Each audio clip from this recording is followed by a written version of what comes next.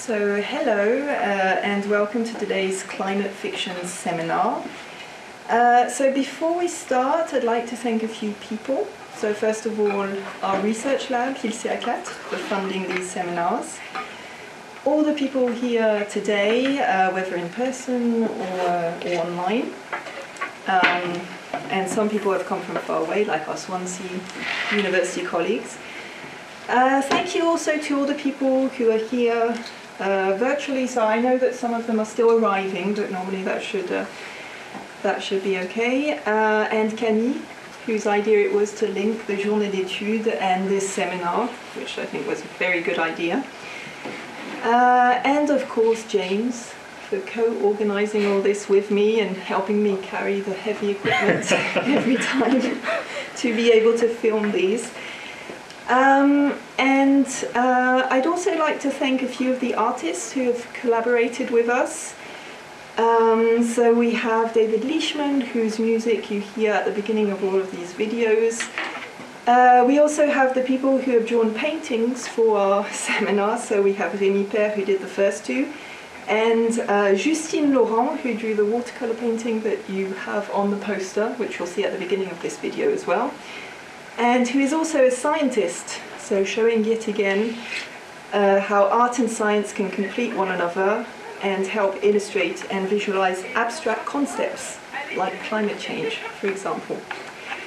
So today is the third seminar in our series entitled Climate Fictions, which aims to explore different types of climate fiction in Anglophone literature and in the visual arts, soon, maybe. We'll see. Which James and I have been organising since October of last year. And today's talk is entitled The World of Science in Climate Fictions, Ambivalent Representations, Public Perception and Risk Communication. James, would you like to introduce Marion, or shall I carry on? Do you have something already prepared? I have something written. Well, if you've got something prepared, maybe carry on. I don't. Sorry. Okay, so Marion Moussier recently completed her PhD in English literature at the Université Paul Valéry Montpellier 3,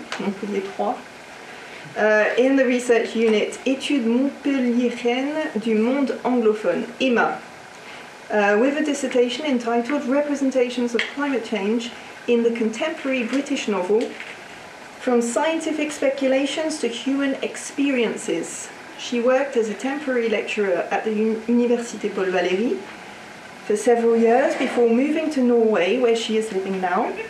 Her research investigates the multiple interactions between cultural narratives, literary conventions, scientific rationality, and the potential of raising environmental awareness as crystallized in climate fictions.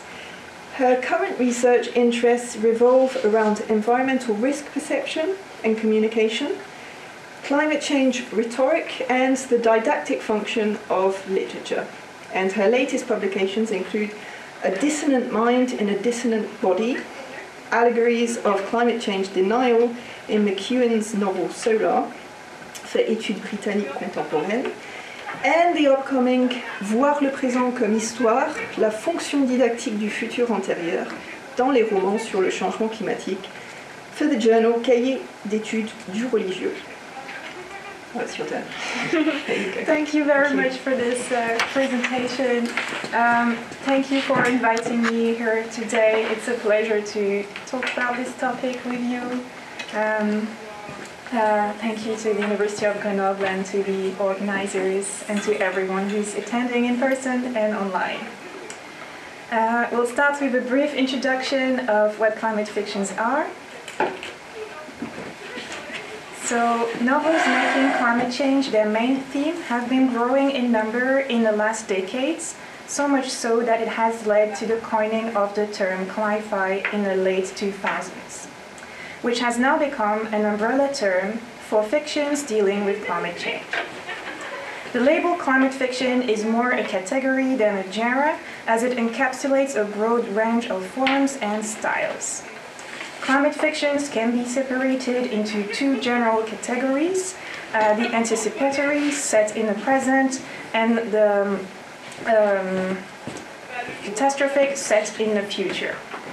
The majority of climate fictions are cautionary tales, which often employ the traditions of dystopia or sometimes satire to provide a critique of today's industrialized societies. Futuristic climate fictions make up the majority of literary production and rely for the major parts on the conventions of science fiction and the apocalyptic narrative. Critics have noted that recurrent narrative patterns, symbols, and images could be found in these fictions. Andrew Milner et al., in particular, summarized that representations of climate change are usually organized around tropes of fire, ice, and flood. That is to say, polar narratives, droughts, and flood narratives. A good example of this are the apocalyptic novels of J.J. Ballard's The Drowned World and The Drought, published as The Burning World in its American version, considered as proto-climate fictions, so as ancestors of the genre or the trend. Climate fictions are not only inspired by cross-cultural myths, such as the flood narrative, but are also inscribed within other national literary traditions. British climate fictions, for instance, could be seen as the legacy of the Wellesian scientific romance, polar expedition narratives that flourished in the 19th century, the timeless pastoral tradition, and more broadly speaking, as descendant of Anglophone environmentalism. Although most climate fictions take place in the future, stories set in the present or near future have recently contributed to a growing trend fueled by heightened concerns and further scientific evidence. They betray a shift in the representation of the crisis from a catastrophe looming in the far future to an ongoing event in the present. So as Frederick Well puts it, the global social environmental crisis is no longer seen as an apocalyptic end ahead, but has become a way of life. As climate-related international awareness grew in the 90s, so did fiction capturing the anxiety it inspired. Following the East Anglia Climatic Research Unit controversy, better known as ClimateGate, in 2009, that led journalists to affirm that global warming was a conspiracy, and the failure of the Copenhagen Conference on the same year, climate change discussions were met with increasing mistrust and disillusion. This disillusion and skepticism often serve as a framework or a setting for the plot of many recent climate fictions. Ian McEwan's Solar and Liz Jensen, The Rapture, are good examples of this trend, as we will see throughout this seminar. Whether they are set in the present or future, the majority of climate fictions are actively shedding light on current climate change data and predictions, often with a concern for education and prevention. A growing number of authors count on scientific plausibility to ensure a more positive reception of a novel that tries to communicate ideas or raise awareness on climate change. And this leads us to our next point. Climate fictions, being based on scientific data and often borrowing the conventions of science fiction, are yet another instance of the dialogue between literature and science. John Cartwright and Brian Baker traced back the interaction of science and literature to medieval times, although one could safely assume that relationship to be much more ancient. They state that, I quote, "The realms of science and literature in their common historical context have enjoyed a lively exchange of ideas. The exchanges have taken many forms, including satire, mutual admiration, and sometimes antagonism. According to them, I quote, writers have been quick to exploit the literary potential of new scientific ideas and have shown themselves especially skilled at expanding on their consequences and implications." So while scientific speculations are the matter of far future climate fictions, novels set in the present often have a thematic concern with the world of science or are told from the perspective of scientist protagonists, which brings a particularly interesting insight into the relationship between contemporary science, literature, and society. Before delving into these representations of science, I will shortly present the novels selected, all of which belong to British literature. First, we have The Stone Gods, a novel by Janet Winterson, made up of 4 parts set at different points in human history, from the 17th century to the far future. Each section features different narratives of anthropogenic environmental damage, including climate change, with a cyclical structure that stresses mankind's destructive tendency throughout time, providing a critique of the myth of progress and human exceptionalism. Solar by Ian McEwan tells in a satirical tone the life of a famous physicist who devotes his research to finding a solution to climate change based on solar energy. The novel takes place in the present, allowing the author to deal with current issues in ways that are inspired by contemporary science and politics. Its satirization of the world of science also criticizes the myth of progress, especially the hope that a technological fix will save us from climate change. The Raptor is an apocalyptic thriller set in a near future where natural disasters have become frequent as a result of climate change, and a team of scientists attempt to warn the public about a looming catastrophe set to destroy London. It is particularly efficient at capturing the zeitgeist of controversy and passivity surrounding the issue. The author has also done sound scientific research in order to make it as plausible as possible, basing the plot on a real-life risk assessment made by experts. Together, these 3 novels are enlightening to understand the representations of science in Western societies. And just to clarify last time, by representations of science, I do not mean the dramatization of scientific data into future scenarios, as is the case in science fiction, but rather the depiction of the current world of science itself. To begin with, I will shortly discuss the cliches surrounding the representations of scientists in popular culture, taking an example from Solar. Then I will focus on their public perception. This will bring to light a certain ambivalence in the perception of science in the crisis, simultaneously represented as a praised symbol of progress, as enabling mass destruction, and also as irrelevant and often ignored. I will then talk further about the perception of climate science in particular in the public and political sphere. And then I shall consider how climate science has been led to participate in a general controversy and how its multiple interpretations in the public result in the impossibility of collective action. This will lead us to focus on the communication of climate science, notably with the role ascribed to scientists when it comes to informing the public. I will then delve more specifically into some common methods of climate science communication in contemporary Western societies. This will pave the way for the final considerations on the limits of these communication methods and their impact on individuals as depicted by the novels. I will pay particular attention to some crucial topics at play in risk perception, such as psychic numbing, that the novels illustrate through the medium of their protagonists, often acting as proxies for the readers.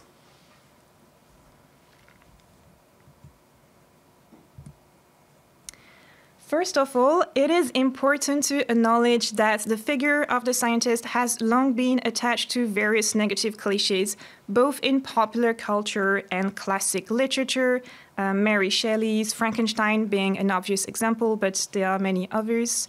Even if contemporary literature has evolved away from these cliches to some extent, this is a legacy one should be aware of when studying texts that depict the world of science with scientist characters in the foreground. According to Olga Pilkington, it is crucial for realist literature about the world of science to, I quote, dispel the stereotype of the scientist as crazed, reclusive, and up to no good. She explains that, I quote, real-life scientists have been perceived as secretive, unable to communicate outside their discipline, having different allegiances from other people, suppressing human affections, and ruthless in their idealism, prepared to sacrifice humans, animals, and safety in their reckless pursuit of knowledge. To her, this deeply entrenched misrepresentation of scientists, showing them as caricatures rather than as human beings, is very problematic. Addressing this point in Solar, the protagonist, himself a scientist, states that, I quote, the revolutionary lone inventor was a fantasy of popular culture and the minister. Here he is denouncing the overconfidence in a miracle technological fix to save us from climate change, fueled by hopes based on stereotypes. As Pilkington points out, it also seems that these stereotypes reflect a false, negatively connoted perception of science as a mysterious world with its own agenda, inaccessible to the everyday observer, which may fuel mistrust and conspiracies.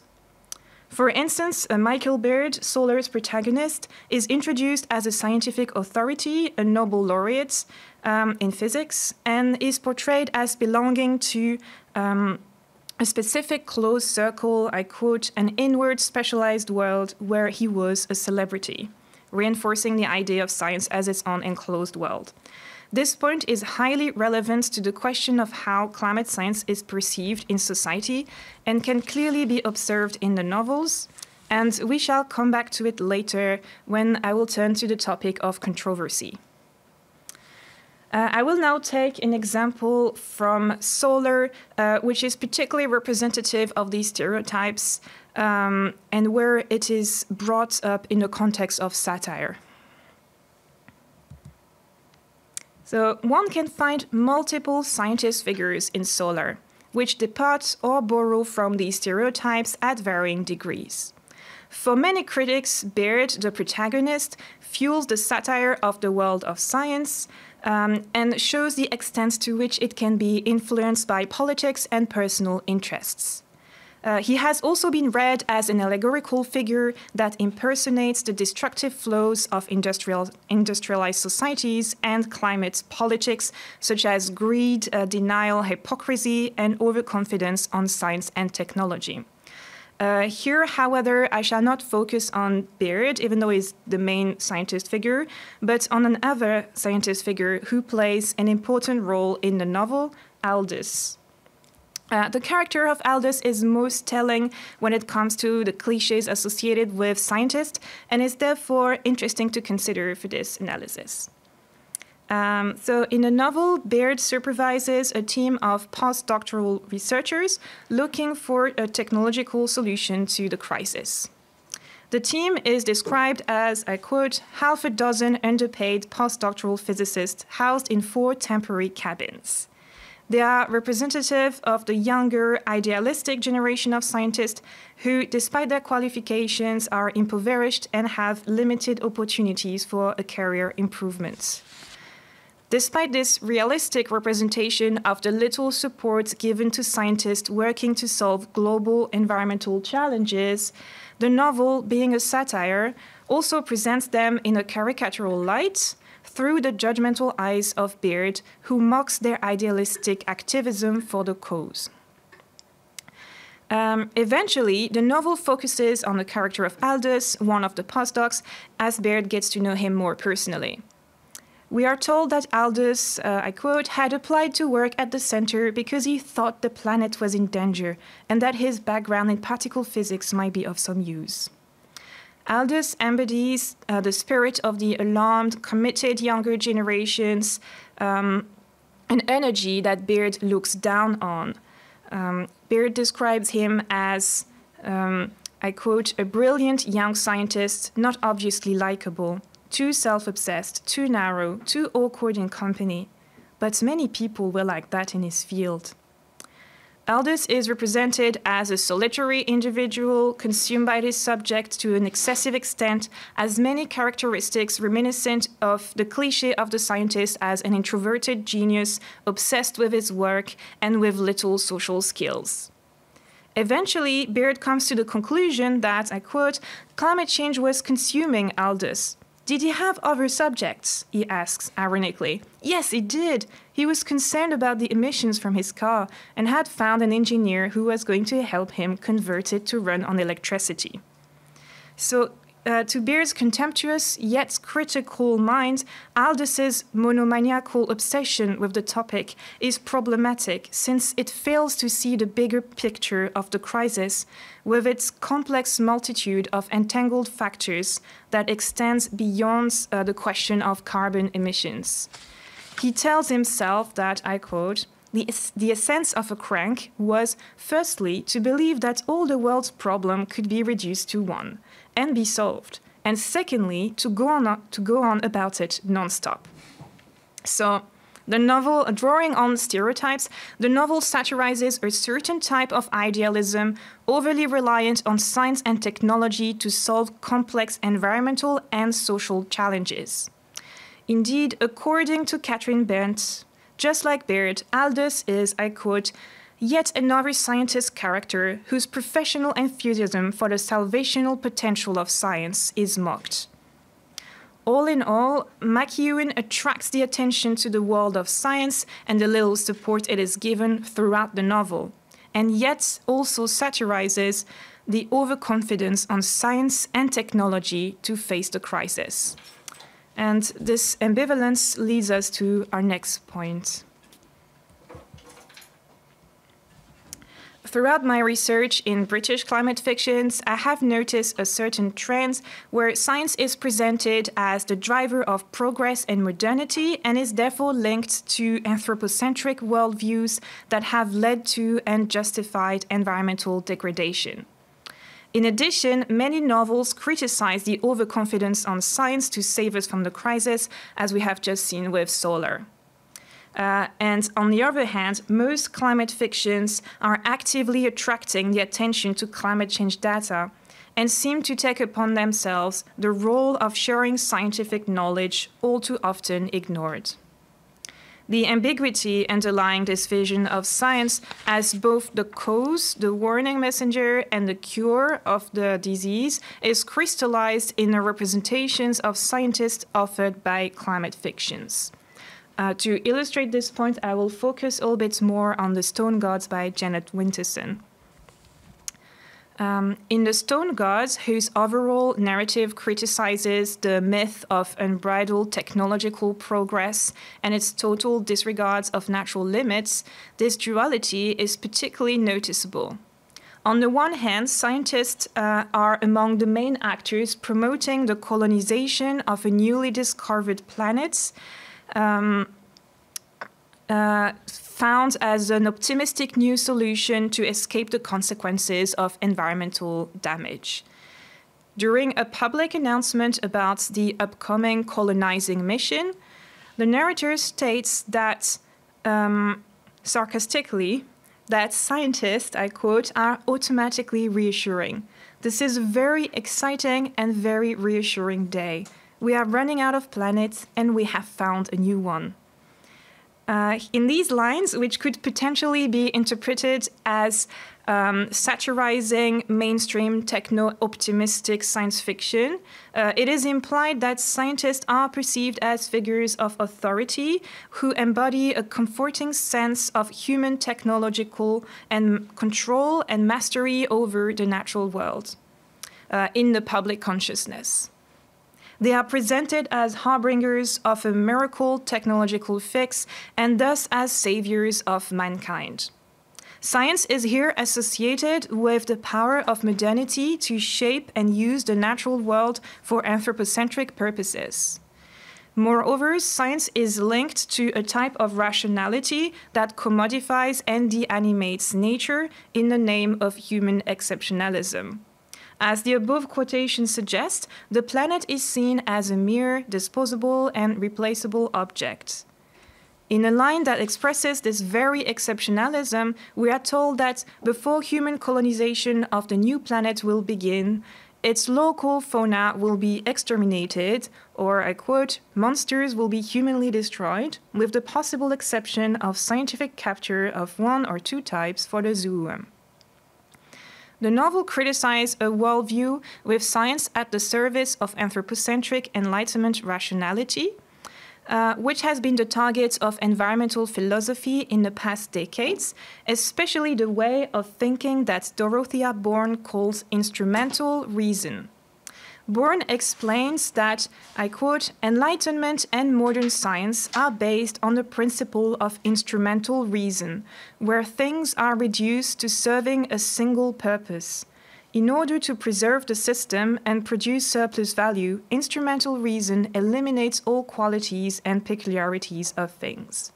This applies especially to nature, which becomes a resource to be exploited, or the presentation of a problem to be understood and solved by science's identifying thought. And then she quotes Adorno on the dialectic of the Enlightenment, nature, stripped of qualities, becomes the chaotic stuff of mere classification. These last words echo those of the stone gods quoted above, where animals are spared and captured for the mere purpose of science, not because they have an intrinsic value as living beings beyond human use. Similarly, it is said during the public announcement about the new planets that, I quote, "This is a great day for science. The doomsters and the environmentalists kept telling us we were as good as dead." Interestingly here, science and environmentalism are perceived as 2 separate categories.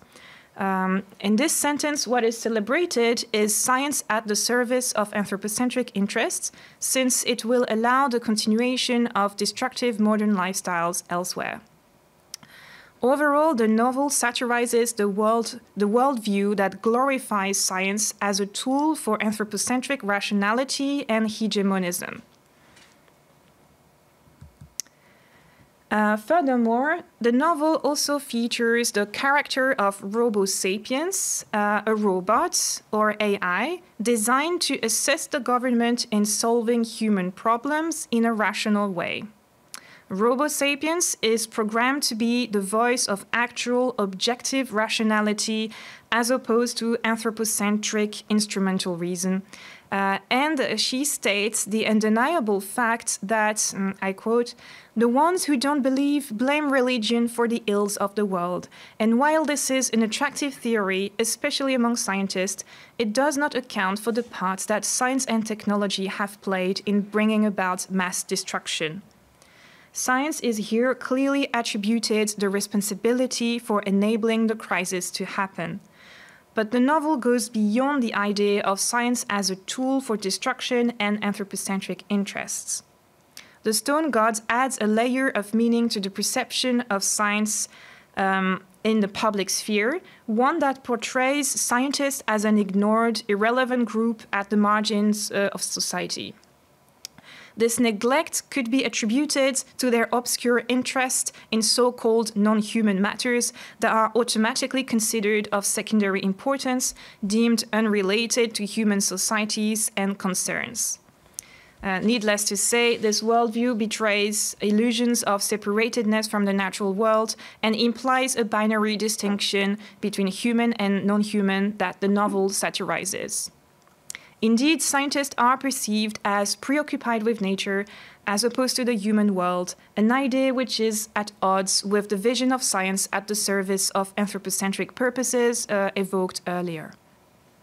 Thus, it is publicly announced that the first building planned on the new planet will be a shopping center filled with some celebrities. And the protagonist, herself a scientist, asks, "I thought we were starting with a science station." And her colleague, who is working for the government, answers, "We are, but who cares about that? We need real people to keep the interest going. Scientists aren't interesting." The answer of her colleague, compared to the lines quoted above, "Scientists are automatically reassuring," and so on, exposes the paradoxical perception of science in the world of the novel, where it's an ambivalence one can recognize inspired from our present time. And scientists are alternatively praised as comforting heroes, saving us from the crisis, supporters of anthropocentric interests, blamed for enabling mass destruction, and seen as an isolated, uninteresting group whose research is irrelevant to the general public. In short, the figure of the scientist reflecting the public perception of science as an institution in general appears to waver between celebration and neglect, a crucial tension present-day climate fictions link to the political context. And this leads us to turn to the perception of climate science in the public and political spheres. It's not supposed to be like this, but... So climate change has led to an unprecedented politicization of science, its messages, and its actors. One would expect scientific research to be accepted as objective and neutral, a realm outside of human subjectivities. Yet it is sometimes perceived differently in the context of climate change. This can be in major part attributed to the fact that climate change requires large-scale policy-making with a direct impact on citizens, as well as a deep questioning of some core cultural values, which has a polarizing impact on public opinion. The involvement of environmental movements and activists, along with conspiracist groups who deny the reality of anthropogenic climate change and see it as a tool for political purposes, have turned neutral scientific data into a general controversy. The situation leads the works and words of scientists normally viewed as neutral, to be interpreted as political statements, and therefore considered by some with mistrust and skepticism. This unprecedented presence of science in the political field is most clearly reflected in climate fictions set in the present or near future.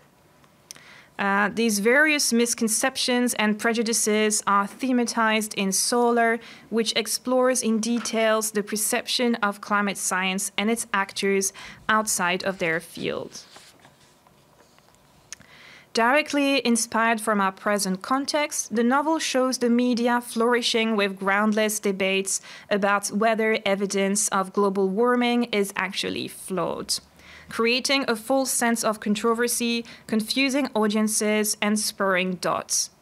As a result, Toby, who is a layman character and who can be seen as a proxy for some less informed parts of the public, tells Beard that, I quote, they is assumed the media, they're saying the scientists have gotten it wrong, but don't dare to admit it. Too many careers and reputations on the line. These assumptions play on the existing fact that scientific careers may be vulnerable to new research developments, but stigmatizes scientists as a self-interested group. These misrepresentations are most often reinforced by the general vision of science as its own separate enclosed world, an enduring cliché, as I mentioned at the beginning.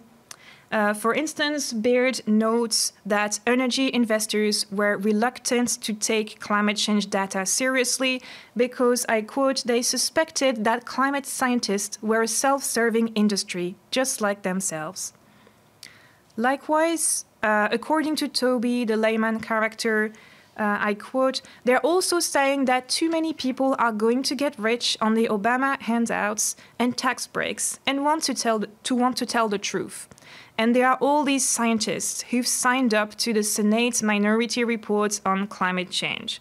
This is an actual document you can see here from 2009, released by the US Senate, gathering the statements of scientists who dissent from the consensus on anthropogenic climate change, and has been used many times as a reference by skeptics. It's interesting to know that the document is from 2009 and Solar was published in 2010, so that's really contemporary. Through the voice of Toby, the layman character, the novel illustrates the influence of the media on public opinion, especially when science is misrepresented. One can see that a false sense of controversy is created by disproportionately emphasizing the few marginal voices who signed the contrarian agreements, a false representation, overlooking the massive consensus which allows climate change skeptics to dismiss the undeniable data by blaming it on the human flaws of scientists such as pride or greed or self-interests. Answering Toby on this topic, Baird stresses that, I quote, "Some weak-brained journalists write against it because they think it's a sign of independent thinking. And there's plenty of attention out there for a professor who'll speak against it. They are bad scientists, just like they are rotten singers and terrible cooks." Baird's words accurately pinpoint Andrew Dessler and Edward Parsons, who are scholars working on the perception of climate change. Observation that, I quote, "Journalists frequently do not understand scientific issues any better than do policy actors. Even when they do, journalists often follow a professional norm of providing balance between opposing views. Moreover, controversy sells newspapers. Since even settled issues may be debated by a minority, the press generally over-reports scientific dissent and under-report consensus. Worse still, coverage often favors the dramatic, so the press may give particular prominence not just to minority views, but to extreme or eccentric views." That's headlines from 2009, so same time period.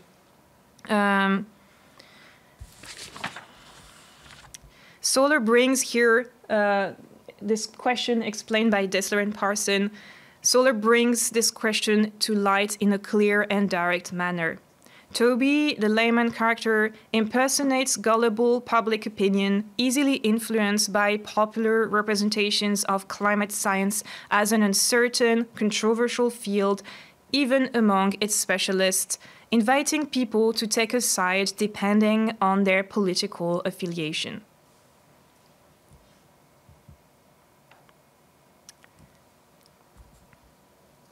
Through Baird's scientifically informed voice, the novel proceeds to explain in simple terms the mechanism behind this distorted representation of the data. Baird starts by correcting the misconception about the rise in temperature and explains, I quote, "It's 0.8 now, and it's not negligible in climate terms, and most of it has happened in the last 30 years. And 10 years is not enough to establish a trend. You need at least 25. Some years are hotter, some are cooler than the year before, and if you drew a graph of average yearly temperature, it will be a zigzag, but a rising zigzag. When you take an exceptionally hot year as your starting point, you can easily show a decline, at least for a few years. That's an old trick called framing or cherry picking." Cherry picking is defined in the Merriam-Webster dictionary as to select the best or most desirable, which in climate change terms means taking isolated data to support the arguments that the overall warming trend is false, as explained by Baird in this latest quotation.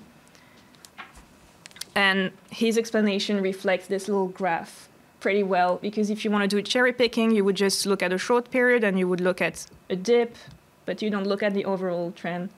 So that's what he's explaining here.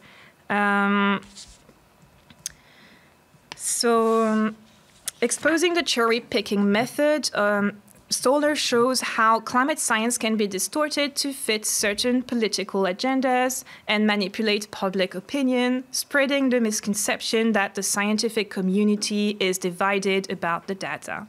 The technique described by Baird is commonly resorted to by politicians to instill doubt and take advantage of the public lack of scientific understanding on the issue. I'm sure we have all heard a politician or two say, when it's snowing, where is global warming now? So Perez Penstoknes claims that, I quote, false arguments are built on cherry-picked facts and dressed up in forceful expressions to bolster someone's personal viewpoints against overwhelming evidence. So false arguments, cherry-picking, dressed up in forceful expressions, so using emotion in a way of communicating with rhetoric in order to convince people from a certain political agenda. Most importantly, Baird's explanation emphasizes the crucial and vastly misunderstood difference between weather and climate, one climate skeptics often play on, like as I said, pointing out when it's cold. Dessler and Parson explains that, I quote, while climate consists of average meteorological conditions, weather consists of meteorological conditions at a particular time.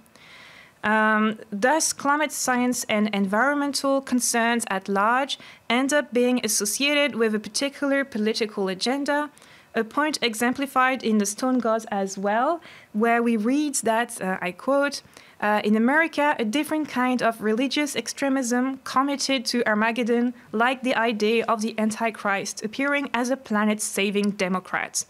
So it's quite interesting to see the religious metaphor used here. We were talking about it yesterday, that in climate change denial talk is often the use of religious metaphors mixed with some kind of political agenda.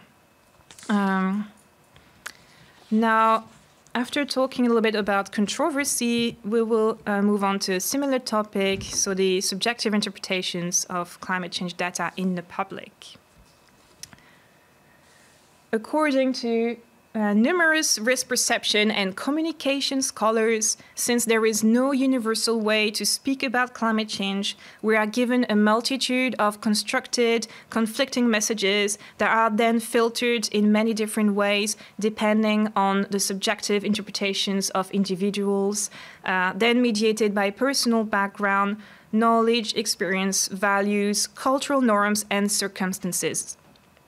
The resulting impossibility of collective action to face the threats due to its multiple interpretations in the public is precisely what is depicted throughout the Rapture.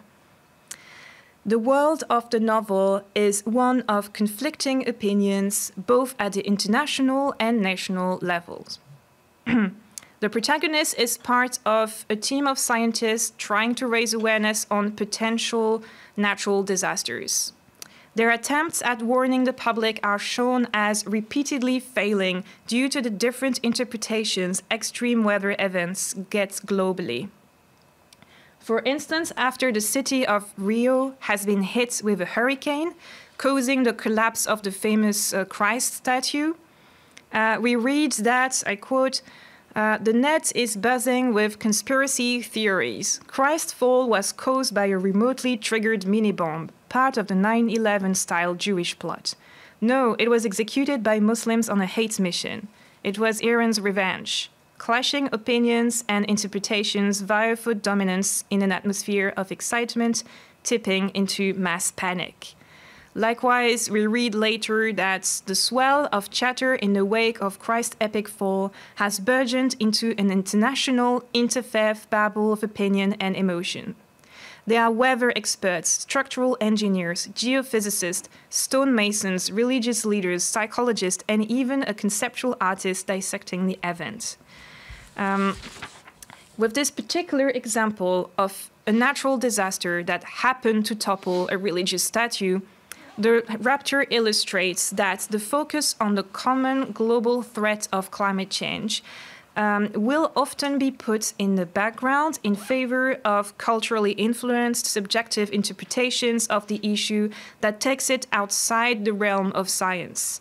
In other words, the Rapture shows that, unable to collectively identify the threat and unite for action, nations and communities around the world are divided by subjective perceptions of the event, choosing words over actions and opinions over scientific facts.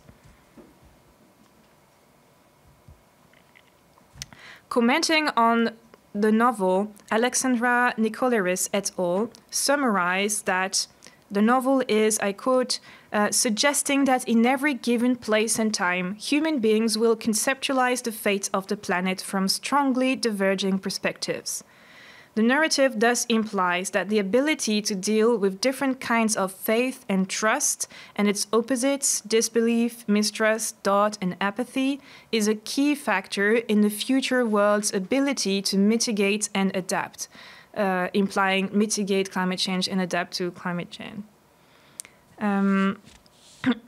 The actual scientific facts behind the issue are all too often lost in subjective interpretations, which participates in the difficulty of collective action as exemplified by the novel. Stefan Scrimshire concludes that, I quote, instead of rooting the climate narrative in knowledge claims of natural sciences and framing it as a numerical problem that can be solved, there is a need to understand climate change as a political and social construction as well as a physical reality. So, observing the world's reaction with the group of scientists who are trying to raise awareness on extreme weather events. Gabrielle, the protagonist of The Rapture, deplores that, I quote, depressingly, the fall of the Redeemer debate gathers momentum, obliterating the hurricane story. So climate change is not seen as a neutral geophysical threat to mankind, but is turned into a matter of debate. The Rapture illustrates how public opinion will focus on the symbolic, political aspect of an event rather than addressing its concrete scientific cause directly. So in the latest quotation, the fall of the Redeemer refers to the fall of the statue, so we can see the symbolic aspect being put forward by the media. The voices of scientists are drowned in a sea of subjective, culturally biased interpretations, which results in their warnings being ignored. And this leads us to our next point as we turn to the communication of climate science. The realist representation of science as neglected, which characterizes these novels and many climate fictions, is conveyed by the trope of the ignored scientist, usually the protagonist, who attempts to warn the public, a role taken by the majority of scientist figures in climate fictions, including the three ones I have selected for today. Scientist protagonists are often cast in the intermediary position of communicators, informing the public and political sphere about the severity of the environmental predictions. For instance, Baird's function as a representative of scientific authority is to, I quote, speak up in the press, encourage the energy industries to take an interest, and squeeze another 250,000 from the blustering minister. More than a scientist figure, Baird is an intermediary between the world of science and politics, a businessman and a public speaker, a complex position that enables the novel to depict what is for some the concrete reality of working with climate science. In The Stone Gods, the scientist protagonist, who is working with the government, is recruited on the first space mission to the new planet.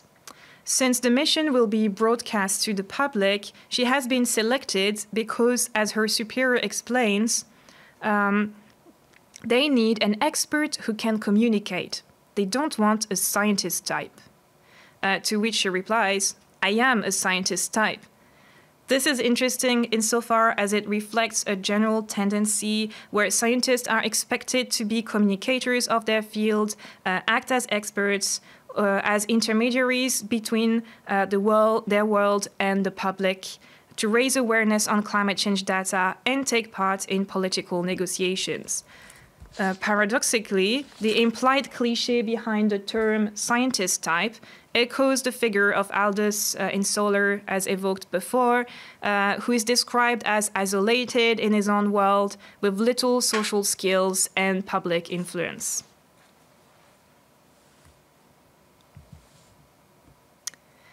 Climate fictions set in the present denounce the little attention paid to scientific warnings, crystallizing a contemporary anxiety about the lack of political response. Waiting for more results and more data, an excuse to delay financial investments and policy making to tackle the issue disguised as caution, betrays a short-termism incompatible with the timescales on which ways of fighting climate change could apply.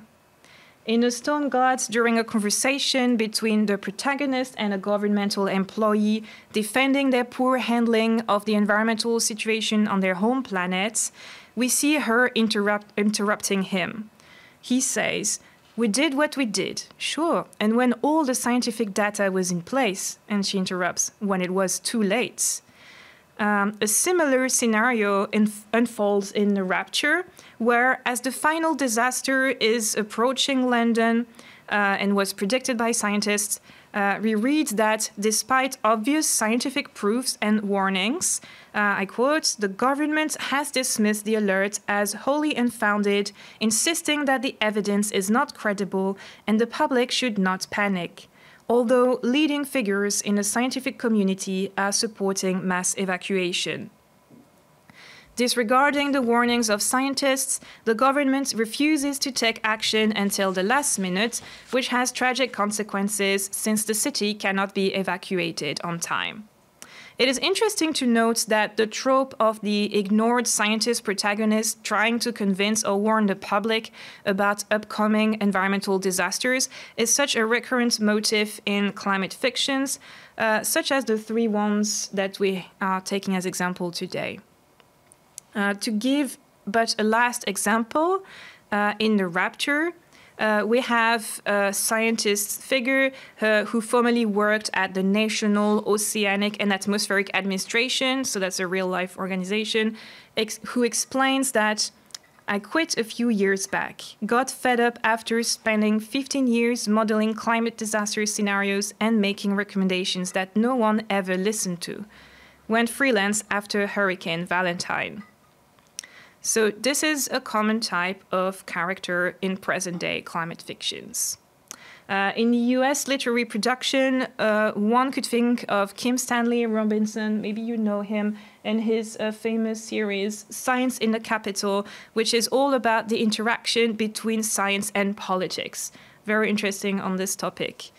Now, this being said, beyond the obvious hindrance caused by public controversy, political neglect, and short-termism in society at large, climate fictions also dramatize the psychological reception of risk at the personal level, exposing what might be some of the main reasons why scientific warnings face such resistance in the public at a deeper level. To understand this point more clearly, I shall first clarify some of the main science communication methods employed today when it comes to climate change.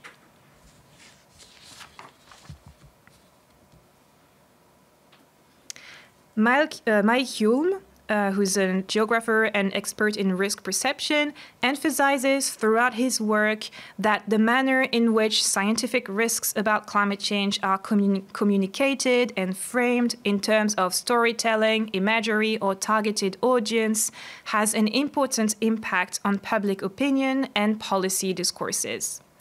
One can identify several distinct ways of spreading scientific data in the public, some of which rely on an appeal to logic and some of which rely on an appeal to emotion. The ones who rely on an appeal to emotion are usually associated with the apocalyptic framing, and those who are appeal to logic could be linked to the traditional way of science communication called the deficit model, which posits that poor scientific literacy is the reason for inaction. According to Hume, public resistance to scientific facts is oftentimes assumed to stem from lack of knowledge, hence the word deficit. Linda Walsh explains that, I quote, knowledge was produced according to an Enlightenment model by academic experts and disseminated through other sectors of society in a roughly linear fashion. This was the dominant mode through the first half of the 20th century in the Western world, and the one that gave rise to the deficit model of science communication.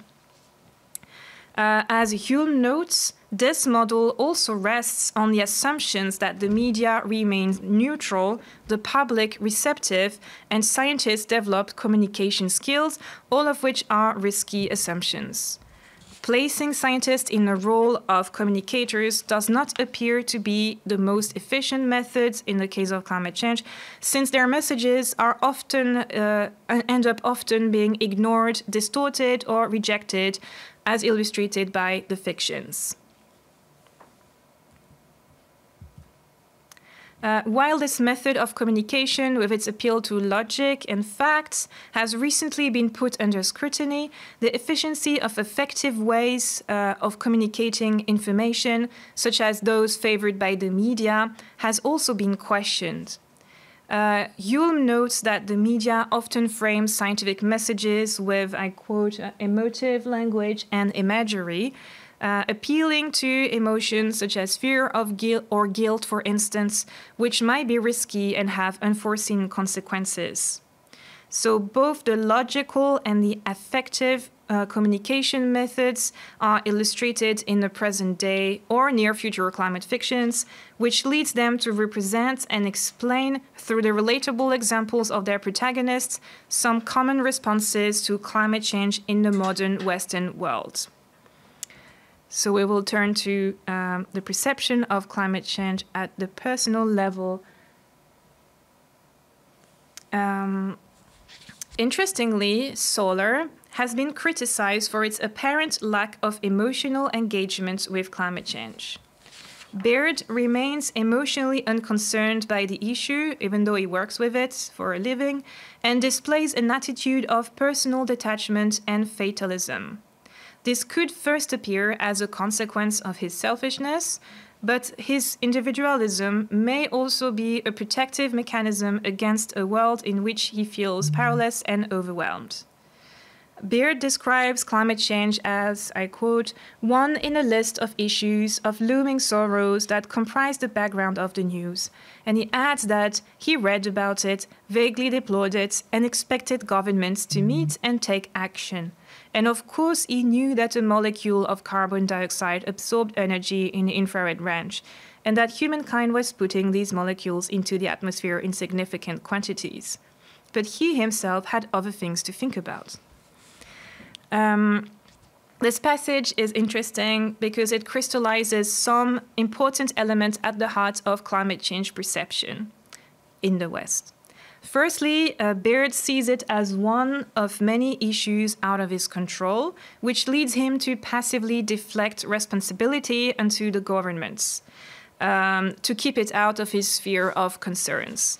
One could identify it as passive denial, or according to Stockness, you may know climate change exists, but prefer not to care much about it, which is precisely the attitude exemplified by Baird in Solar.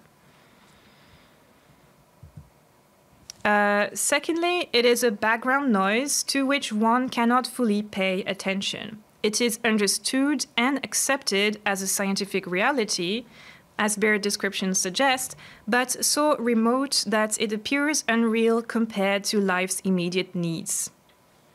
Can we read the subtitles? Because this is from the formatting problem. I think it's barely readable. Powerlessness and the double reality. Yes, thank you. So it is understood as a scientific reality, but it appears unreal compared to life's immediate needs. And this is reminiscent of the feeling of double reality that Kari Mari Norgård observed in her field study of climate change perception in Norway. Her sociological research showed that people had both a sense of knowing and not knowing.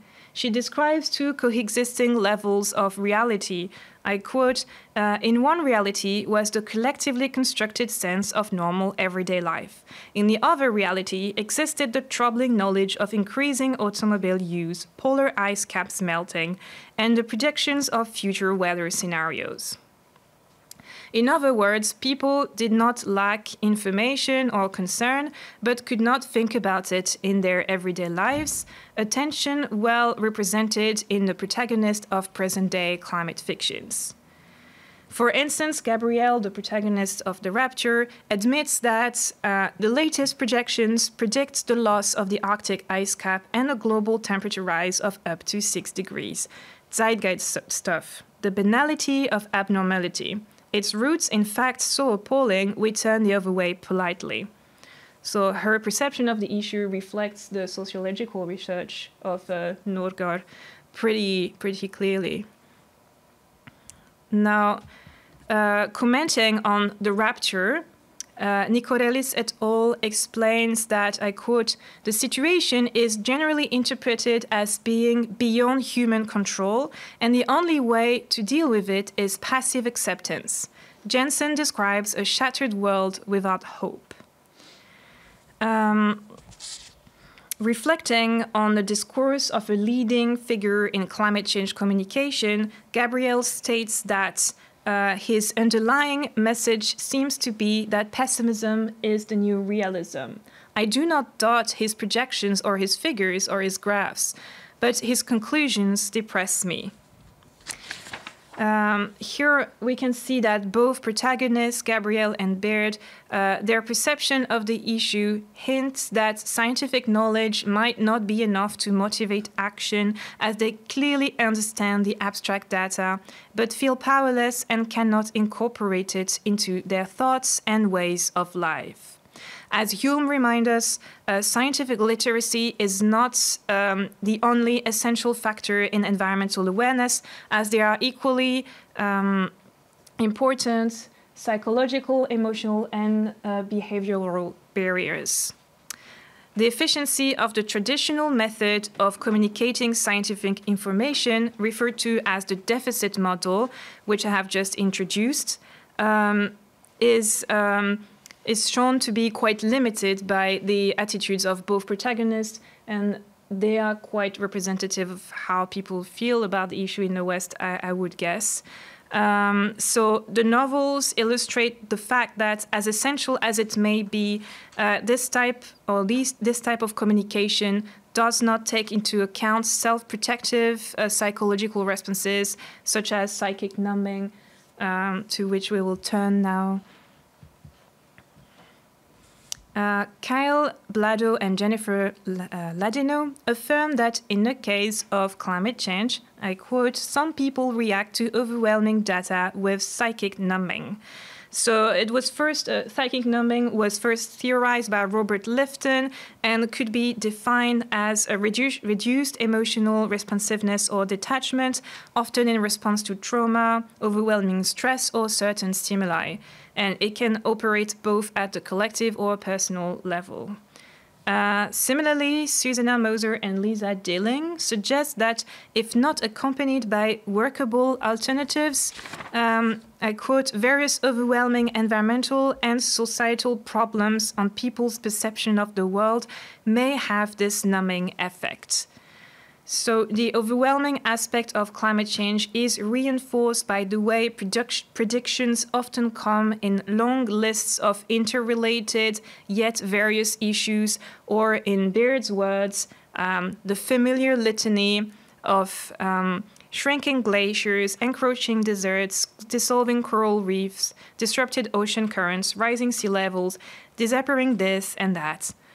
In other words, overexposure to climate change data, what Gabrielle calls the banality of abnormality, leads to numbing. Both characters, so Stills, Baird, and Gabrielle, psychological responses to climate change prove that they fully understand the data, but they have become too numb to this discourse to feel alarmed. The subtitle says, Alarm Discourse Dismissed as Apocalyptic Irrationality. So interestingly, as Solar also suggests that such attitudes could also be a consequence of the apocalyptic tone adopted in many types of climate change discourses in response to growing concern and general inertia. As Stockness argues, climate messages are threatening, apocalyptic, and overwhelming, everything that awakens our inner resistance. Baird parodies alarm discourse in order to justify his resistance, saying in a mock prophetic tone that, in the talks of activists, canonically pursuing, then overtaking disappointment was alarm. The Gulf Stream would vanish, Europeans would freeze to death in their beds, the Amazon would be a desert, some continents would catch fire, others would drown. Baird, so he works with climate change, just to clarify, but he's more like a skeptic about it. He only works with it for his own gain, because he gets big grants and so on, and attention. So he is actually a skeptic. So he ridicules the messages of alarmed environmentalists whose justified emphasis on the severity of future consequences of climate change is perceived with skepticism as sensational apocalypticism. One may also notice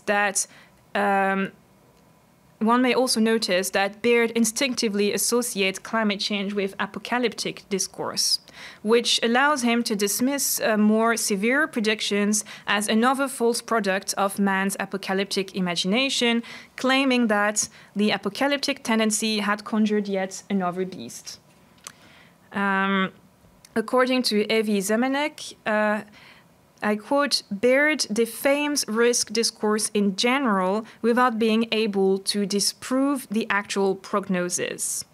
Indeed, Baird equates climate predictions to traditional apocalyptic tropes, arguing that they bear an Old Testament ring, an air of plague of bulls and deluge of frogs, to reject them as unreal and irrational without providing any scientific counter-arguments.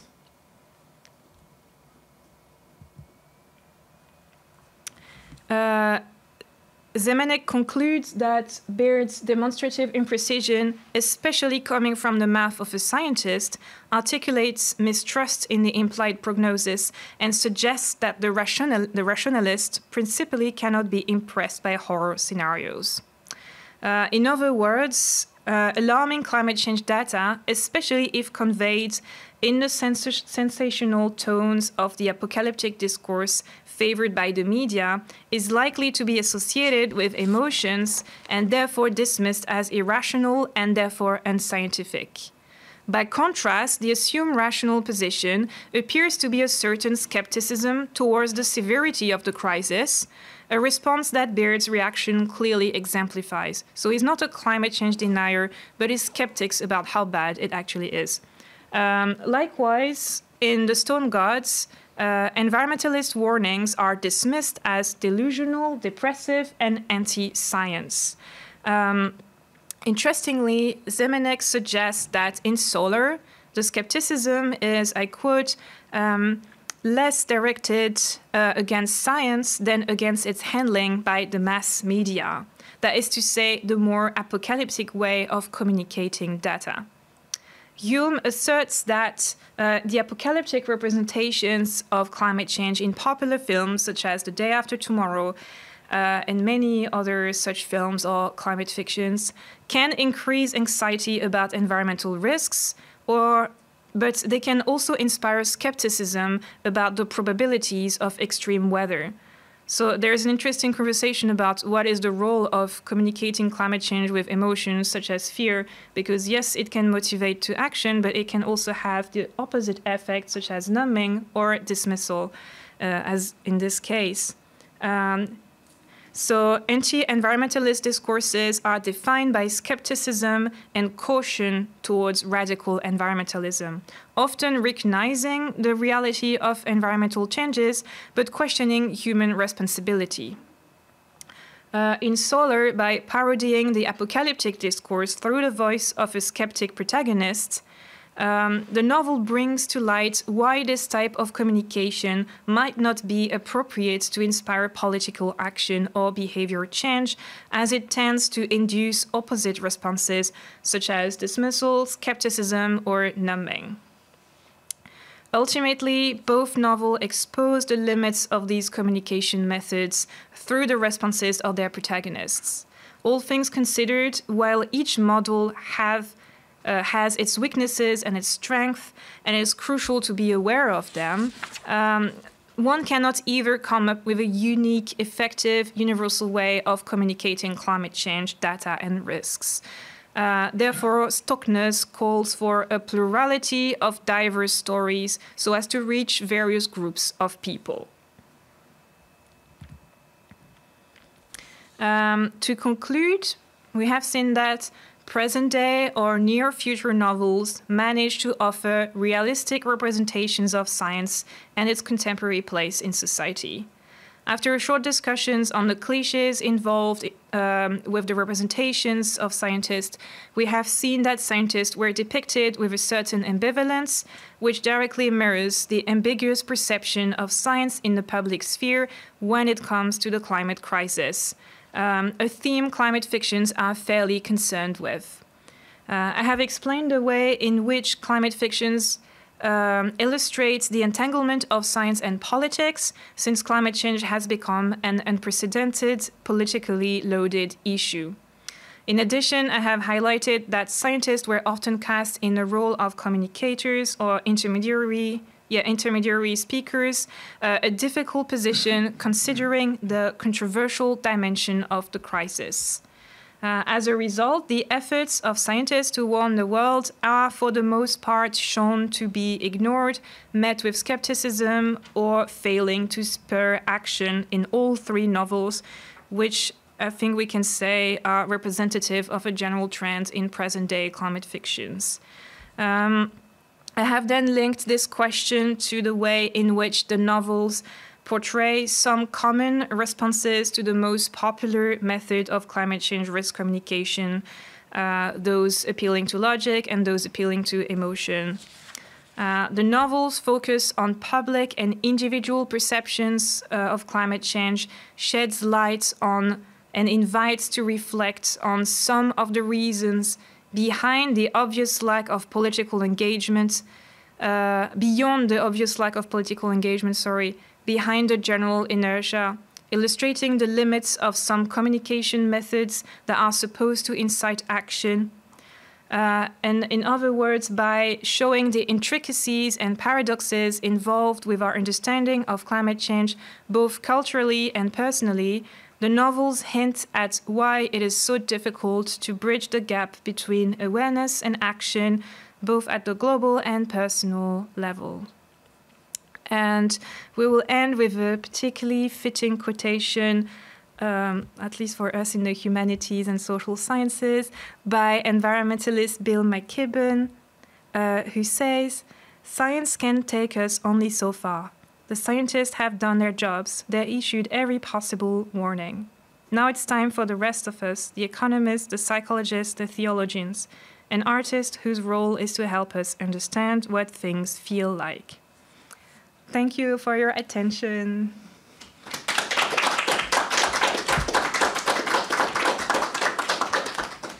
Okay, well, firstly, thank you so much, Marion, for coming. We're very excited to hear about your research, and it chimed in so well with the theme of the seminars that we've been working on and the different papers we've seen so far with other invited guest speakers. I have a lot of things to say. It was such a wide-ranging presentation, but I don't want to kind of blurt it all out in one go. So I thought I'd just start with a first point, which is I wanted to think through some of the questions about to what extent the novels are maybe pessimistic or cynical about our ability to kind of meaningfully change things. And this sort of links also to one of the points you you mentioned, which is this idea of psychic numbness, like, you know, we're bombarded by pessimistic discourse and imagery, and, you know, it does kind of give you the feeling that maybe we should just give up, which is expressed and talked about in the novels in different ways. But I was thinking kind of comparatively, because in The Stone Gods, structurally, it's quite different, because you have the future, but also the past, and there's a part of the book which is set on Easter Island, and the discourse is about like how, in fact, civilizations sort of almost inevitably or inherently are kind of programmed to use up their resources and destroy themselves. And then you get this sort of feeling that that's going to kind of repeat itself through history. We're always going to run out of resources. It's just we're not clever enough to get a grip of the situation. Whereas in Solar, and this can be linked, I think, to the idea of metaphor. We were talking yesterday, of course, a lot about climate metaphor. And I know, Marie, you have some thoughts about metaphors in Solar as well. Would you like to borrow my phone? Yeah. I thought that Solar, in many senses, was a metaphor for McEwan's generation, that he is much the same age as the main character, Michael Beard. And you get these kinds of characters in a lot of McEwan's novels from that period as well, that you have in Saturday, the surgeon, Henry Perrone. You've got in Enduring Love, Joe, who is an academic, and even setting aside the sort of male characters, you've got also in The Children Act, you know, you've got a woman, QC. So these are kind of all specialist characters. But in Solar, I felt that he was sort of telling the story of the failure of his generation in particular to deal with climate change, because they were the ones that identified it first. It was the post-war culture, so to speak, that started to look into this and had the science, and but then for various reasons, they failed to kind of deliver on it in some way. And I don't know if you had any thoughts about that, and just thinking generally about the question of cynicism or pessimism in the novels. Yes, thank you for your comments. It is true that, to start with, as a general trend, climate fictions appear to be more pessimistic. And even though they might help raise alarm, or they might be a good cathartic way of expressing the contemporary anxiety, it's not that helpful in the end, because you don't really have, especially apocalyptic novels, you don't really have an alternative that's presented, or any other way of imagining our way out of the crisis rather than the apocalypse. So it is true that it is a problem in climate fictions, and some people have said we need hopeful narratives that give us ideas of how we can move forward, post-oil transition narratives and so on, that are successful. But there's not so much in production, literary production at the moment, even though there are more and more creative novels that come out. So let's say the first wave of climate fictions that was mostly apocalyptic was rather pessimistic, but we have hope that it might change.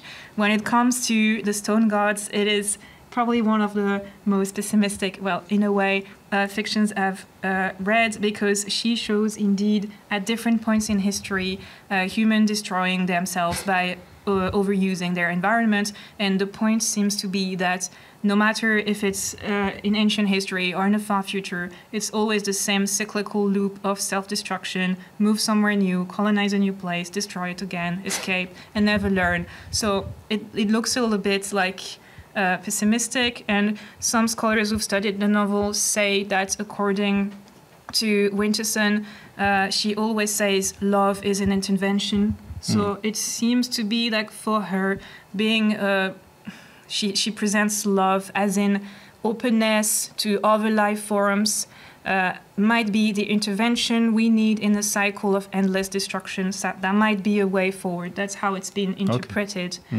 Okay. Yeah, because it's a very sort of dim flicker of hope in the end of the novel, because it's some kind of post-apocalyptic wasteland, and it's a love story between a human being and a robo-sapient, so a robot. So, but you're right, I hadn't thought about that. There is maybe in a sense, a sort of small flicker of hope. It's the redeeming quality of humans is love, and if we use it to be open to otherness, so that's what people have said who commented on the novel, the fact that it's also like queer and falling in love with a robot, and just like being open to other ways of being and loving all our companion species, as Harvey would say. That could be a way out of this mindset of endless repetition, but it's a little small flicker of hope in the novel. In the end, it's still massively pessimistic. And when it comes to solar, with the generation point, I think it's really interesting. When I was working on the presentation, and I was thinking I need to focus on the solar, on the scientist protagonist from the novel, which one do I choose? And then I saw that there was this dichotomy between Baird, who is an elderly Nobel laureate, and he's not so much up to date with the new science, so he looks down on the new generation because inside he does not understand it anymore, and he's jealous because he's no longer in the spotlight. And you have the young generation of the postdocs, so Aldous is like the opposite of Baird, is the other generation, who are really up to date with all the science, who are brilliant, and he does not understand them. And in order to feel better, he kind of mocks their idealistic activism. He puts them down for this. But it also shows a generational gap where he's kind of out of the game. He does not.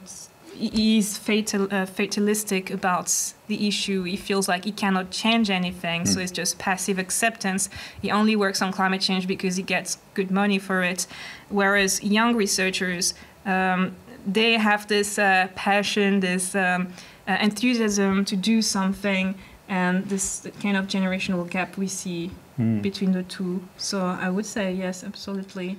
I want to let Mary come in a minute because I don't want to neglect her at all, but just going on a little further with that idea of love, it's interesting because then again, thinking about Michael Beard as a kind of proxy was one of the words you used, or as metaphor is another way of thinking about it for his generation and the failures of his generation, is that he has these terrible commitment problems. So he has all these relationships with women through his life, but he's very...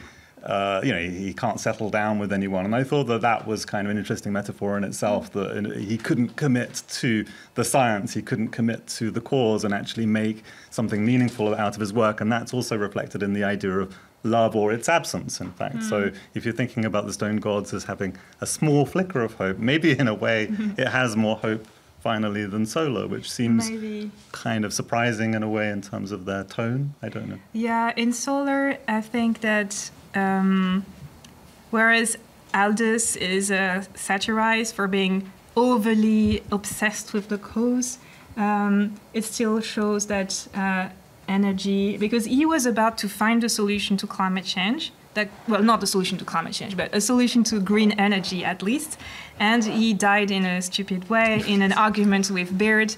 And Baird stole his research, and when it was found that it was plagiarism, the whole project was shut down. So there was the hope that his research would lead to a solution in green energy, but at the last minute, because of Baird, this was shut down. So it's pessimistic, but in a way, it shows that, it was mostly Baird who ruins the... Do you think that there's any significance in the name Aldous? It immediately brought to mind Aldous Huxley, and I thought, is there some reason why the idealist character is called Aldous? Could that be a link to other... I mean, Solar, I don't know if we can call it really a dystopian sci-fi novel. Of course, it explores themes which are adjacent to that genre, but I don't know, did you think about that at all? I didn't think about it, but it could be. Yeah. I don't know about the names in Solar that could mean different things. Yeah, well, I mean, beard as well is very suggestive. It's like, what is the beard hiding? I mean, beards don't necessarily hide, but you do feel that a little bit with that like character. Like you said about love, I forgot to reply to that. But yes, I guess what is criticized in Aldous is the excessive love, because it causes its own self-destruction, the excessive love of passion for the topic. So since it's a satire, it's either the lack of love or the lack of enthusiasm in Baird, or too much of it in Aldous. Lack and of self-control. In both cases, it doesn't work. So I guess it's exaggerated as a satire. Okay, great. Thanks. Yeah, and of course we talked a lot about hope in our second seminar, as you remember, James, when we talked about the Ministry for the Future, which is, you know, a lot about hope and the future.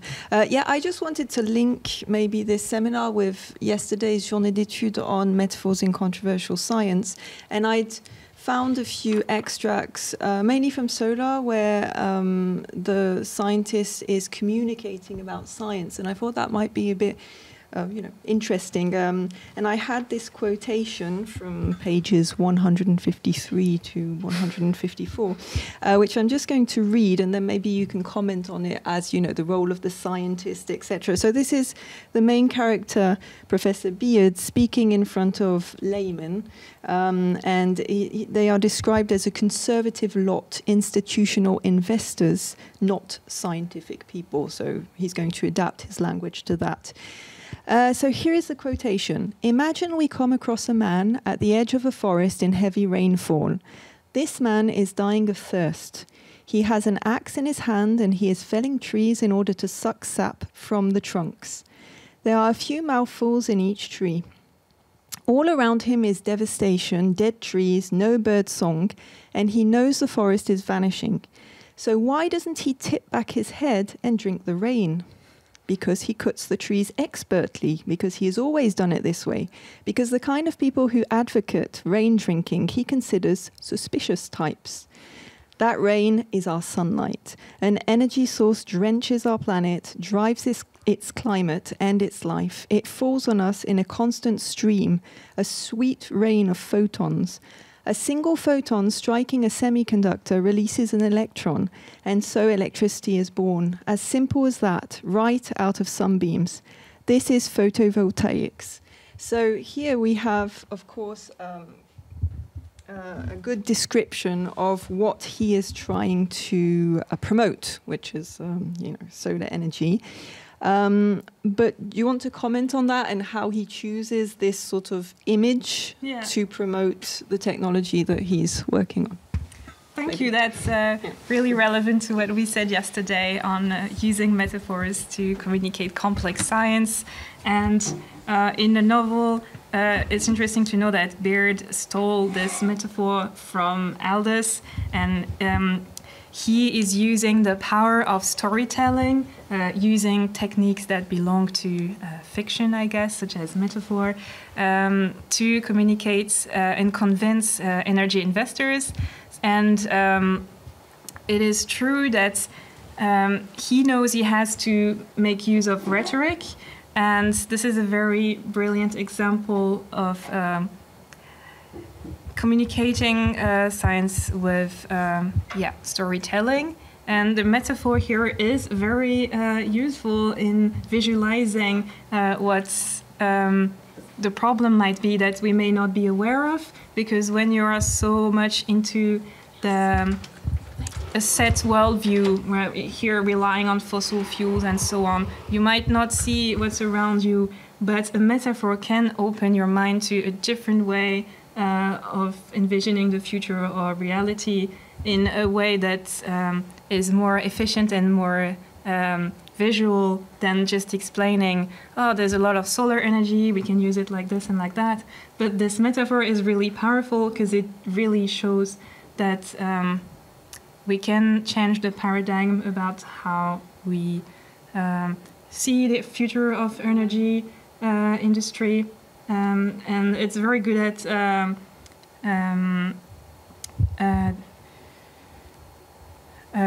let's say bringing to light the less logical ways of seeing the world we have now, but we might not be aware of. And using this simple metaphor, it's a simple little story. You can apply it to many different things, so it's flexible. And applying it to photovoltaics, I think it really works for a layman audience, because the audience is not interested in the science. They are energy investors. They just want to know why this is good for them. And in this story, where he makes them feel kind of stupid for not adapting to the new solution, is also playing on like emotion and their own self-interest. It's very clever. And I have nothing else to add, but this is a very no, thanks a lot. And it's also metaphor. it's surrounded by this image of the planet is sick, if you remember. Yes. He's also sick physically as he speaks, and so there's a real link there. And also, when he says the planet is sick, you have groans from the audience, because, you know, this expression, of course, starting a speech like this. So I think, there's really this link between the sickness of the character, feeling sick, and being sick. He's literally sick at the end. Yeah, I mean, that's the way I saw it again, thinking about him as a sort of a proxy for his generation. You know, he gets overweight, he consumes far too much, he travels all the time, he's not doing anything on a personal level to show his care for his environment. He's the kind of ultimate consumer in a way. Yeah. Yeah, the metaphor of the planet is sick was also quite interesting. And curing the curing the patient, the therapy which is needed. It's a metaphor that simplifies the complex issue in ways that we can understand. So it really does its job as a metaphor. I quite, if I may, just the crisp eating incident, which is one of the sort of best comic sort of vignettes in the novel, of which there are a few sort of great set pieces. So the audience understands. He sits down on a train carriage in front of a man, and there's a packet of crisps in between them, and he thinks it's the packet of crisps that he bought. And so he opens it and he starts eating, and the man stares at him and starts helping himself to the same packet of crisps. And they're both enraged, but for different reasons. They both think that they're stealing from one another. And then he gets down from the train and he realizes, in fact, that he had the packet of crisps in his pocket. Now, in the actual narrative, Michael Beard, the character, recognizes that it's an urban legend, that in fact it's called The Unwitting Thief, and it's existed already in certain stories. And I think Douglas Adams, the author of Hitchhiker's Guide to the Galaxy, also put it in one of his stories and used it himself as an anecdote. But in the novel, I think it goes slightly further, because at the end of the incident, he's so angry, Michael Beard, that he grabs the man's water and just downs it all in one. And I saw it as perhaps he was taking this kind of urban myth stroke anecdote, and he was taking it a bit further, making it a kind of metaphor for the theft of other people's resources, but unwittingly so. Like, as a society, maybe we don't realize that the way we live becomes kind of stealing from other people, essentially. That's interesting. I didn't see it this way, but absolutely. Because he says after this incident that it felt like a microcosm of all his flaws and mistakes in his own life, and knowing that his life is an allegory for overconsumption and modern societies, then we can keep the allegory going and see that, as you say, it applies to that. That's a very good point. Yes, if we have any questions from the audience, don't hesitate. You just need to speak in this microphone for the recording, but that's the idea. And I think he uses the anecdote of the crisps in his speech afterwards, doesn't he? Yeah, he reuses it. His speech is recycling 3 different stories. Exactly, and he's accused of having invented it. Yes, because it's so cliche that so it's a good anecdote. Yeah, but it's interesting to think. I think in terms of what we were talking about yesterday, as well as like how do you communicate these ideas? Is a metaphor the best vehicle for talking about situations as serious as climate change, or should we, in fact, talk about it in, okay, not layman's terms, but try not to sort of dumb it down for the public, you know? But which is another question I had, actually. I mean, I want to let other people don't hesitate chime in if they want, but thinking about the novels as vehicles for talking about these themes, did you have a feeling for which is the best vehicle for those kinds of ideas? I mean, reading them, Solar I'd read before, but the other 2 novels were new to me. It seemed that something like The Rapture was perhaps, as objectively as I can be, the most accessible novel, because it's a kind of horror thriller, and I think a lot of people would be able to read it like that without sort of feeling that they were being challenged on other intellectual levels. But at the same time, of course, McEwan and perhaps Winterson to a certain extent are very sort of respected writers, so they probably have kind of very high sales to their novels. I don't know how the different novels compare in terms of sales, but I wondered if you had any thoughts about that, because the Stone Gods seemed a much less accessible novel than The Rapture to me personally. Yes, yeah. Whereas Solar, I don't know, it's hard for me to say because I'm very interested in McEwan and I've read a lot of McEwan. But I don't know, did you have any feelings about that? Which of the novels might be the best as sort of at communicating those ideas? Between these two in particular? Or three, yeah. It's an interesting question because so The Rapture is genre fiction, so it's maybe more popularly sold, and McEwan is also famous, so he might be also more sold. I don't know about who has sold most, but if we think in terms of how it's communicating science to the readers, I think they are both good examples of different ways of communicating climate change for the novel. Solar, it's quite interesting that it's a comedy and it's funny, so reading it is amusing, and there's a lot of metaphors and allegory throughout, so it's not preaching climate change, it's not appealing to fear or guilt, it's only showing a bad example, so Baird. And but he's not only a bad example because he's also communicating important facts, like I showed earlier about cherry picking. He's talking about science in a clear way where you learn while reading, and you might not notice, but you still learn because it's embedded in the text. And also the fact that it has a lot of metaphors and allegories is an interesting way of reaching the reader on some complex topics. So there's another allegory we haven't mentioned but that's really famous, is the boot room episode. So when he goes to the Arctic with a team of scientists and artists, they have a boot room where they have their gloves, their boots and their suits. And at the start of the expedition, it's all clean. Everybody has their name and their own coat and their own boots. And by the end of the expedition, it's a mess and everybody's taking just random equipment from other people. And he concludes that if people cannot manage organized resources in a simple room in a group of 6 or 7 people, intelligent people, how can they do it on a large scale? And then he concludes that boot rooms need good rules and policies in order to function. So it seems that he has more hopes in the power. And it was based on something that actually happened to McEwan, I think. And it's a very powerful, let's say, metaphor for the distribution of resources and how we manage the issue as a collective. So this was very powerful, and I think any reader can understand the parallel with the global or the situation in the West. So that was a good way, and again, approaching it through a comical lens that is not moralizing, that is not heavy and apocalyptic. That's a good approach. As for The Rapture, it might reach more people because it's kind of a genre fiction, but some critics have said that it is very apocalyptic, and this might be off-putting because of the flaws of the apocalyptic narrative when it comes to communicating data. And yet it's more complex than that because the novel is based on a real risk assessment, and sometimes you have the scientists, protagonists, who are talking about the risk assessment, who are explaining scientific ideas in a very realistic way.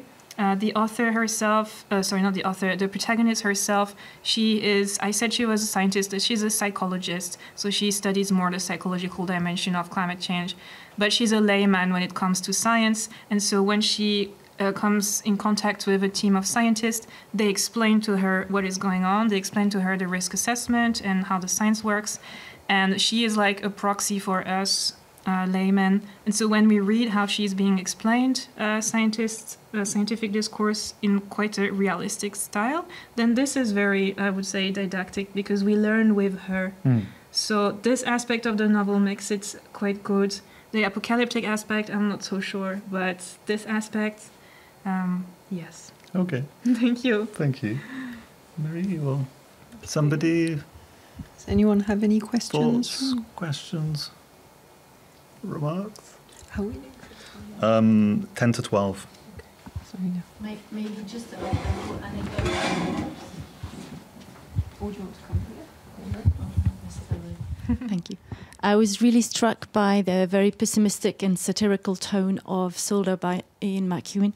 I haven't read the novel, but I kept wondering it's all very well to make fun about such serious issues, but it made me feel ill at ease, because even in the metaphor and the little story you gave, basically you have an embittered elderly man who is making fun of people who are really trying to change things for the better.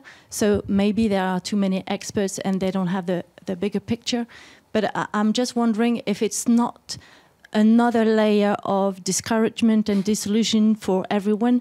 And in the end, even if artists, if even artists who are the ones who normally have more imagination, more hope to give to their society, and who might lead the way, seem to have given it up altogether, it seems to me that it's a bit problematic. So I know that artists are not there to solve all the problems that we as a collective cannot solve. But when at one point, when you were speaking, actually it was about Winterson's The Stone Gods, and this idea of colonizing other planets. I couldn't help thinking, because you had just been speaking about because on the other hand, Ian McEwan is very clear-sighted, and he's so clever that he sees exactly where to satirize what is really not going right. But it made me think of one of the latest, quite extraordinary and almost fictional things that happen these days. And so this time, this was not Musk, this was not Trump, this was Bezos sending into space Katy Perry. And then, oh, this is about the empowerment of women, this is just a group of women. And everything is becoming a farce. And it seems to me that by discrediting once again both the embittered old scientist and the young one, having the young one die, it is ethically not something I would have chosen if I was a writer, because I think that enough is enough. And what you've said about numbing, we keep being bombarded by distressful and terrible scientific data. So I'm not sure about the deficit, I can't remember how you call it, the deficit model. Yeah. I think actually most people, most relatively well-educated people understand what it is all about. But precisely we are not being informed about how it could get better, but only about the disastrous consequences of what we've not done up till now, or what we've done and not found solutions for.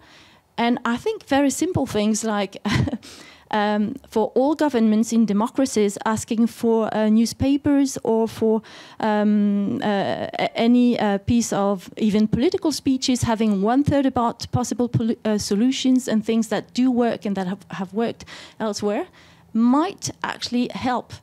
And for me, it's also part of the artist's mission. So it's a bit more of a militant tone than an analysis of either the literary technique or what each author wants to achieve. But I'm really struck by the fact that, as you mentioned, in this cli-fi dimension, and you mentioned yourself that maybe it's just the first step and the first main generation of writers and artists who will work on climate change. But it seems that even artists, they are in that state of numbing. And so maybe to come to a question, are you aware of any major artists, whether writer, poet, or plastician, visual artist, that do things that, well, there are many, I guess, but that have, well, maybe there are many, but we don't hear that much about them either. So that will, for instance, have not only their work to offer, but if you participate, you can either give money or do something differently in your own lives, etc.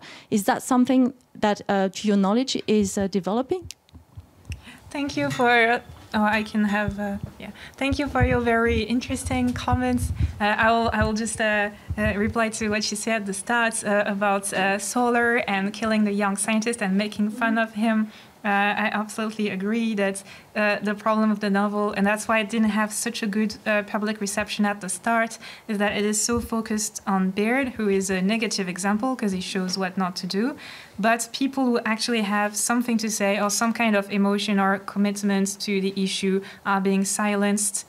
So there's his girlfriend who expresses this idea of double reality and numbing and how she struggles to integrate it into her everyday life. And she is silenced, and Aldous is also has something to say and to bring, but he's also silenced. And some people found that frustrating about the book, that in the end it's all about Baird and there's not so much hope because the only people who can speak about it in an emotional or hopeful way are silenced short before anything can be achieved. So yes, that's a problematic aspect of the novel. That's Mike Ewan's choice. It's an interesting choice that he made to take a satirical outlook, but it's also not that uplifting, we could say. And that's a very general trend in climate fictions. Unfortunately, you asked if I have examples of positive stories, and I don't know if it's that the fact that I haven't read enough of what has just came out now, or if it's because overwhelmingly it's all quite negative. I think there's a distinction between the first wave, as I said, where it was all apocalyptic and it was more like a reaction to anxiety being expressed in book to show people how bad things are. So it was more like a reaction to alarm. That's understandable. But I think now it's moving a bit to more complex works, exploring what can we actually do next. Now every apocalyptic story is looked upon a little bit frowned upon nowadays because we moved on from that, and it's seen as unproductive and also very reductive because it's Western society saying there's nothing beyond capitalism but destruction. It's a failure of the imagination.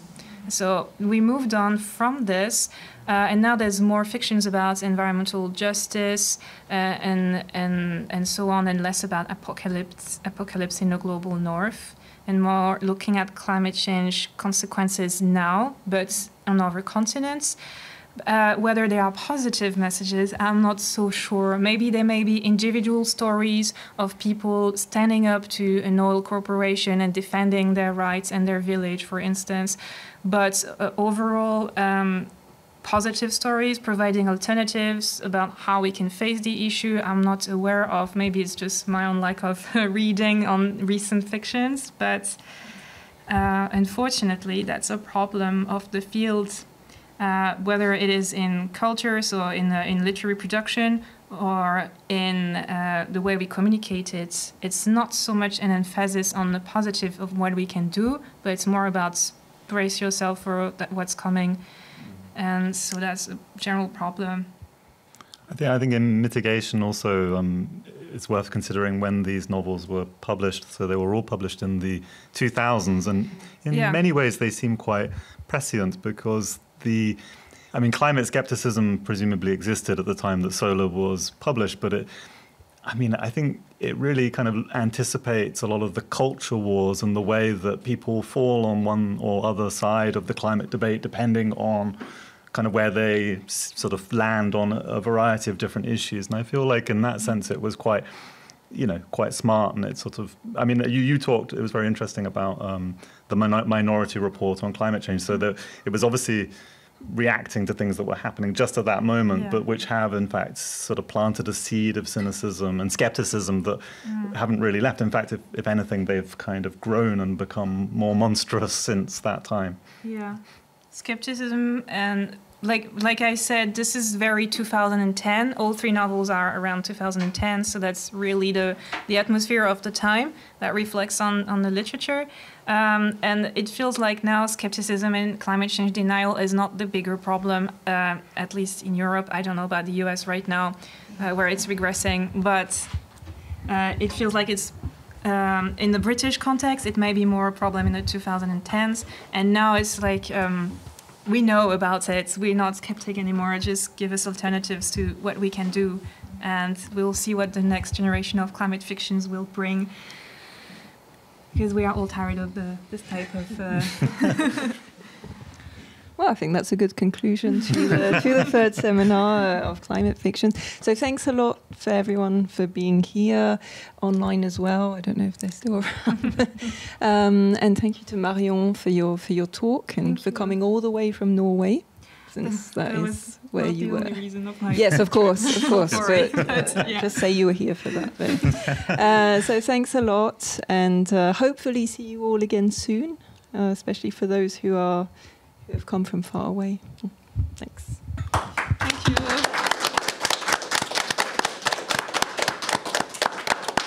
Do we have to do a final clap? Oh yes, final. Final clap. What a privilege that is.